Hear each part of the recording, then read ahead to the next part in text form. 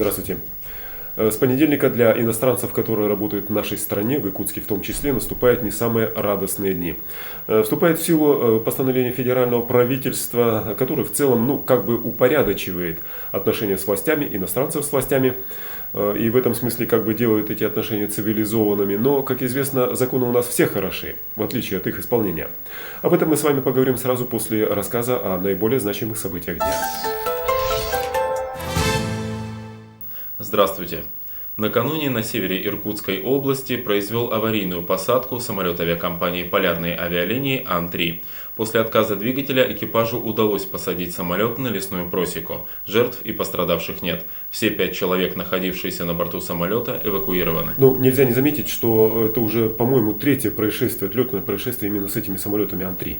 Можно предположить, что этот самолет, он пришел на замену морально и физически устаревшему Ан-2, оказался еще достаточно, как говорится, сырым. Недоведенным. А Якутия, кстати сказать, оказалась едва ли не единственным регионом в Российской Федерации, который очень активно проявляет интерес именно к этим самолетам. На очереди сообщение о стройке в сквере Карла Маркса. Сегодня на заседании Постоянной комиссии Окружного совета депутатов Якутска эта стройка была объявлена вне закона. Как выяснилось, индивидуальное предприятие «Стюф» начало подготовительные работы к строительству многоквартирного дома с магазином без каких-либо разрешений. В ходе разбирательства также выяснилось, что документы были оформлены на 56-й, а не на 136-й квартал, где расположен сквер Маркса. Комиссия рекомендовала не выдавать разрешений на строительство кому бы то ни было. Можно было бы, наверное, конечно, порадоваться такому решению событий, решению этой комиссии, однако меня настораживает одно «но», что называется. А в чем оно заключается? Возникает подозрение в связи с ажиотажем именно вокруг этой стройки.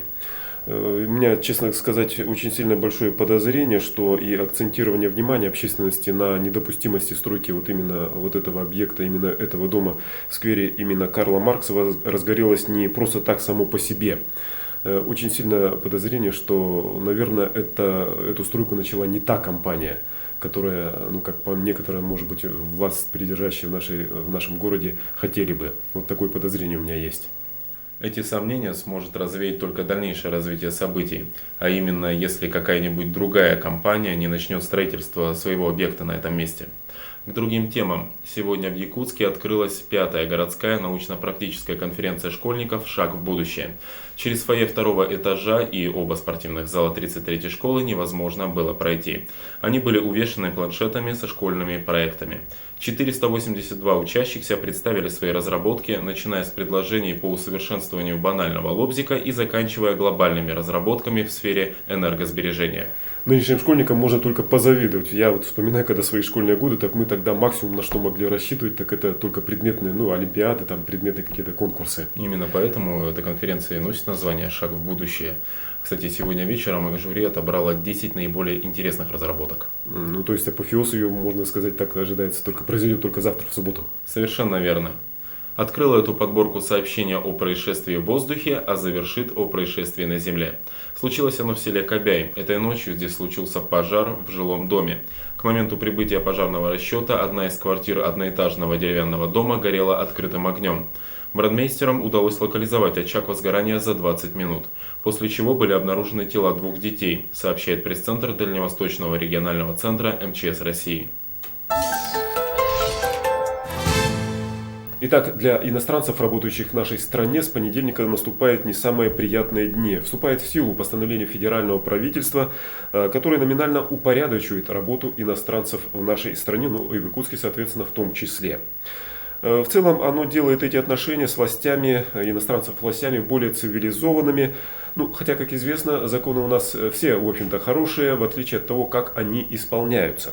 Это, собственно говоря, и позволяет сделать вывод о том, что для иностранцев наступают не самые радостные дни, пока все, так сказать, утрясется, устаканится, как у нас в последнее время принято говорить. Появление этого постановления я бы, например, связал, скорее всего, с трагическими событиями в карельском городе Кандапоге, где произошли, в общем-то, кровавые события на национальной, скажем так, почве, с разборки, можно прямо, наверное, даже так сказать, в том числе и со смертельным исходом. В ходе разбирательства последствий, причин, вернее сказать, этих событий, выяснилось, что местные власти были совершенно не в курсе того, кто, в каком количестве, на каких основаниях работает в этом городе. Я имею в виду выходцев из стран ближнего зарубежья, в том числе числе даже и наших отдельных российских регионов тоже. Так вот, неофициально, конечно же, местные власти знали, через взятки, прямо скажем так, о том, кто и на каких условиях правит бал в этом городе. Так вот, с тем, чтобы не допустить подобного развития событий в других регионах российских, видимо, и появилось вот это постановление федерального правительства. Причем это один из актов, который принят с целью профилактических мер для всей нашей страны. Ну, в Якутске, слава богу, до таких вот разборок дело еще не дошло. Хотя, в общем-то, наверное, в отношениях к гражданам и китайцам, скажем, и из ближнего зарубежья, из бывших республик Средней Азии, отношения, в общем-то, достаточно сложные. Я думаю, что и я сам, да и вы, наверное, тоже были не раз свидетелями того, что напряженные достаточно отношения эти возникают как с представителями законной власти, так и с населением тоже. Так вот, постановление федерального правительства запрещает, в частности, участие иностранцев в розничной торговле вне торговых центров, то есть, буквально говоря, банально говоря, на улицах, с тем, чтобы как раз и предупредить негативные такие отношения и, может быть, конфликты. Произойдет это с 1 числа, и кроме того, установлено, что иностранцы теперь могут работать только в закрытых стационарных торговых комплексах, причем в этих комплексах их количество не может превышать 40% от общего числа работающих там продавцов. Накануне в Якутске, в нашей республике, была образована рабочая группа, которая как раз и будет заниматься регулированием вот этих всех вопросов. В нее вошли представители силовых ведомств различных, миграционной службы, а координировать их работу поручено Роспотребнадзору. У нас в республике это, соответственно, получается Республиканское управление Роспотребнадзора. Как раз именно там накануне прошло совещание, туда были приглашены руководители или представители всех торговых предприятий, которые используют иностранную рабочую силу. Основная точка работы иностранцев, строго говоря, в принципе это, в общем-то, всем известно, это универсальный рынок столичный. По нашему торговому центру получается так, что в разъяснении сказано: осуществление иностранными работниками розничной торговли в торговых комплексах и торговых центрах не ограничивается. То есть по нашему объекту вопрос стоит только о уличной торговле, которая находится. Поэтому до 1 апреля у нас останется порядок. Это без вопросов у нас, чтобы отрегулировать количество 40% иностранных граждан, 60% местных предпринимателей. Это у нас уже практически вопрос решен. А с 1 апреля, конечно, на улице у нас торговать иностранцы не будут. Будут торговать внутри теплых, благоустроенных торговых комплексов.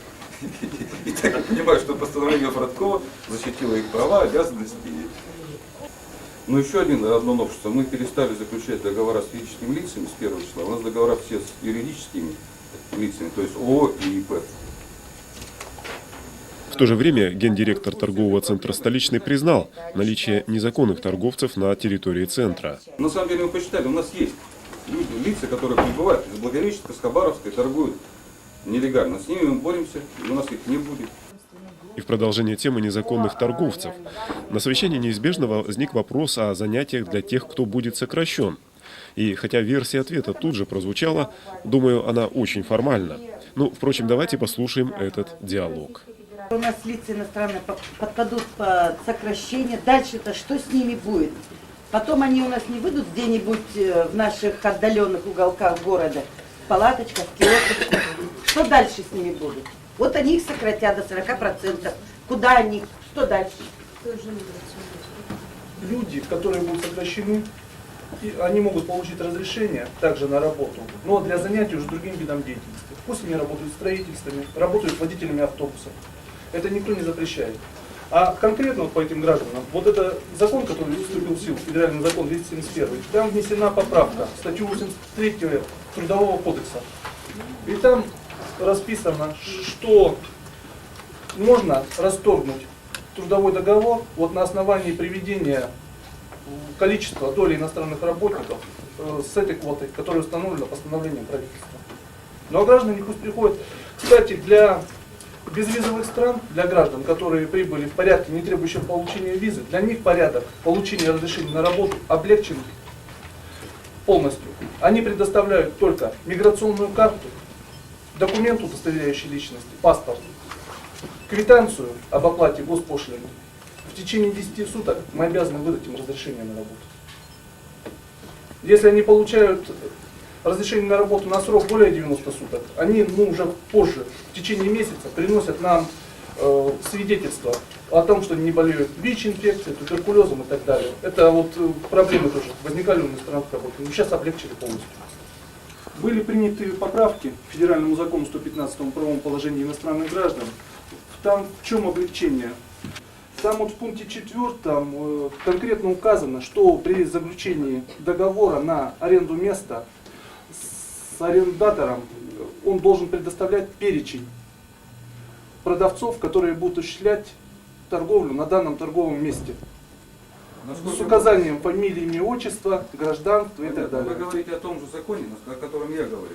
Да. Там ссылочка, он вступает в силу через 90 дней после опубликования. Нет. Он вступает в силу через 90 дней после опубликования, но статья 15, пункты 4-7 вступает с 15 января сего года.